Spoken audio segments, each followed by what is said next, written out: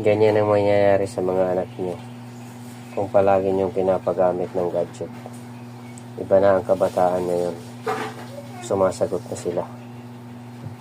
Hindi dahil sa gusto nila, kundi dahil sa gadget. Kaya advice ko sa mga parents, as much as possible,